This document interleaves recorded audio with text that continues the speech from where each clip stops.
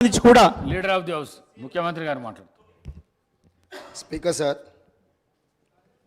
నిన్న ఇవాళ శాసనసభలో మా ప్రభుత్వం ప్రవేశపెట్టిన శ్వేతపత్రాలు ఒకటి ఆర్థిక శాఖకు సంబంధించిన విషయం నిన్న పూర్తి స్థాయిలో ప్రభుత్వం వాస్తవాలను వివరించే ప్రయత్నం చేసింది.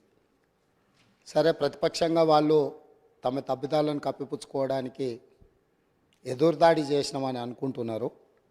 ఆ ఎదురుదాడి రాష్ట్రానికి ఎంత నష్టం తెచ్చిపెడుతుందో ఇప్పటికి కూడా వాళ్ళు అర్థం చేసుకోలేదు, మారలేదు.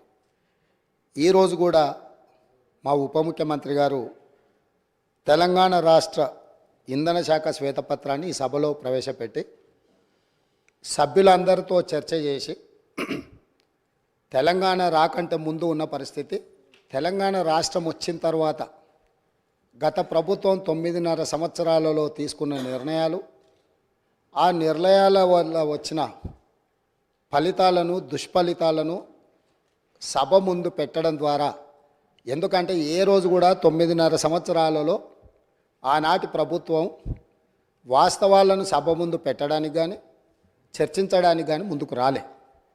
ఈరోజు ఎందుకు ఈ వాస్తవాలన్నింటినీ ముందలు పెడుతున్నాము?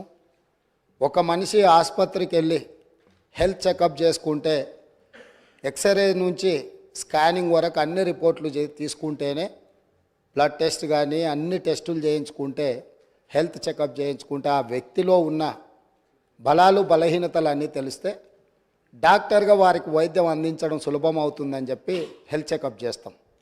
అట్లానే ఈరోజు విద్యుత్ శాఖను పూర్తి స్థాయిలో స్కానింగ్ చేసి వాస్తవాలను వారు ముందల పెట్టి, వారు తప్పులు జరిగిన వాటిని అర్థం చేసుకొని అవగాహన లోపం వల్ల జరిగిందా, ఉద్దేశపూర్వకంగా జరిగిందా, ఇవన్నీ ఒక చర్చలో బయటకు వస్తాయి.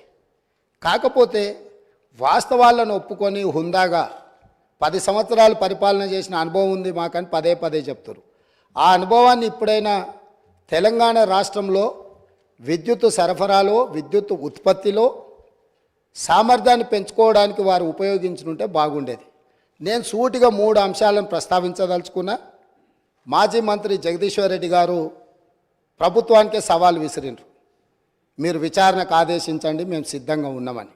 నేను వారిని మనస్ఫూర్తిగా స్వాగతిస్తున్నా. 3 అంశాల మీద ఈ ప్రభుత్వము పూర్తి స్థాయిలో విచారణకు ఆదేశిస్తాము, జ్యుడిషియల్ ఎంక్వైరీ చేయడానికి ప్రభుత్వం సిద్ధంగా ఉంది. వారే కోరుకున్నప్పుడు వాస్తవాలను సభ ముందు పెట్టిన తర్వాత మాజీ మంత్రి గారు ఏదైతే జ్యుడిషియల్ ఎంక్వైరీ కోరుకున్నారో తప్పకుండా తమరి అనుమతి ద్వారా సభలోనే నేను ప్రకటన చేస్తున్నా.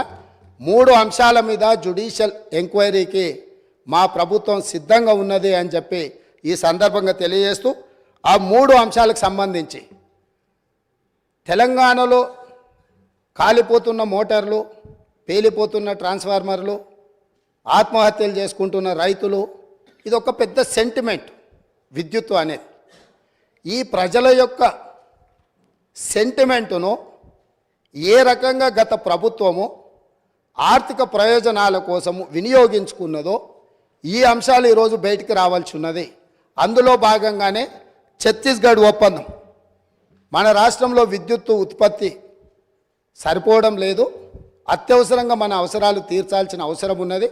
కాబట్టి ఏ టెండర్లు లేకుండానే డైరెక్ట్గా మేము ఆ ఛత్తీస్గఢ్ ప్రభుత్వానికి సంబంధించిన ప్రభుత్వ సంస్థతో తెలంగాణ రాష్ట్ర ప్రభుత్వం డిస్కామ్లు ఒప్పందం చేసుకుంటున్నాయని ఆ రోజు ఇదే సభలో ఈ ఒప్పందాలతో 1000 కోట్ల రూపాయల భారం పడబోతుంది, ఈ భారాన్ని తెలంగాణ ప్రజలు భరించలేని పరిస్థితికి దారితీస్తుంది, ఈఆర్సీ ముందల మేము ఫిర్యాదులు చేయడమే కాకుండా మా వాదనలు వినిపించినాం.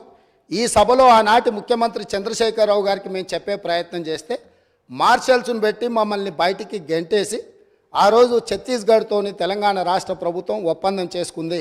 దీనికి సంబంధించి విద్యుత్తు జేఏసీకి సంబంధించిన తెలంగాణ ఉద్యమంలో క్రియాశీలక పాత్ర పోషించిన ఒక జెన్కో ట్రాన్స్కో అధికారి నివేదిక ఇచ్చి ఈ ఒప్పందం వల్ల నష్టం జరుగుతుంది అన్నందుకు అతన్ని ఎక్కడనో మారుమూల ప్రాంతానికి బదిలీ చేసి కక్ష సాధింపుగా అతనికి ఉన్న హోదాను తగ్గించి ఒక చిన్న ఉద్యోగంలో నియమించారు అధ్యక్ష. వారు ఇక్కడ సభ్యుడు కాదు కాబట్టి వారి పేరు తీసుకుంటలేను.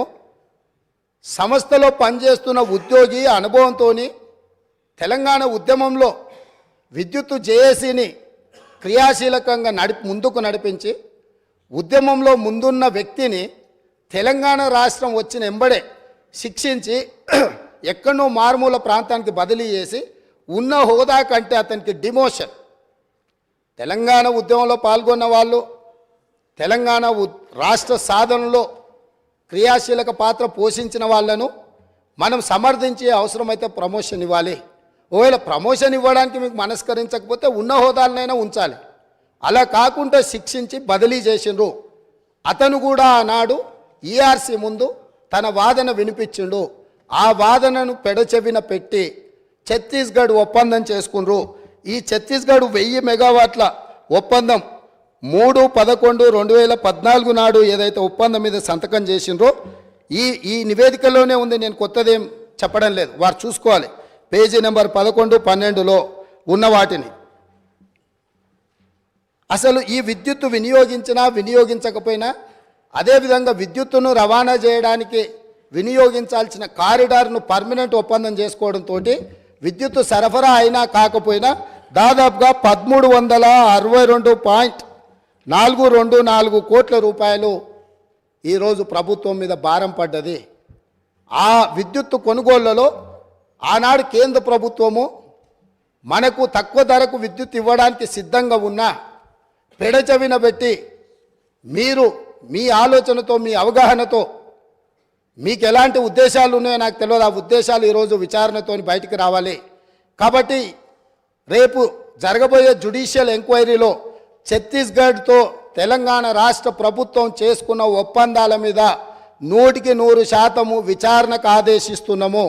ఈ ఛత్తీస్గఢ్ 1000 మెగావాట్ల విద్యుత్తులో జరిగిన కుంభకోణము, నిర్లక్ష్యము, ఈరోజు ఛత్తీస్గఢ్లో ఏవైతే కేసులు నడుస్తున్నాయో ఈరోజు వాళ్ళు ఫిక్స్డ్ కాస్టు వేరియేషన్ కాస్ట్ని లెక్కలేసి వాళ్ళు ఏ అదనంగా అడుగుతున్నారో ఏ పరిస్థితులు ఉన్నాయో అక్కడ ఛత్తీస్గఢ్ ఈఆర్సీ ముందలో జరుగుతున్న కేసులు ఏమున్నాయో వీటన్నిటిని పూర్తి స్థాయిలో విచారణ చేయడం ద్వారా మొత్తం వాస్తవాలను బయటకు తీయాల్సిన అవసరం ఉంది. ఛత్తీస్గఢ్ ఒప్పందం మీద ఈ ప్రభుత్వం విచారణకు ఆదేశిస్తుంది అధ్యక్ష. అదేవిధంగా అధ్యక్ష యాదాద్రి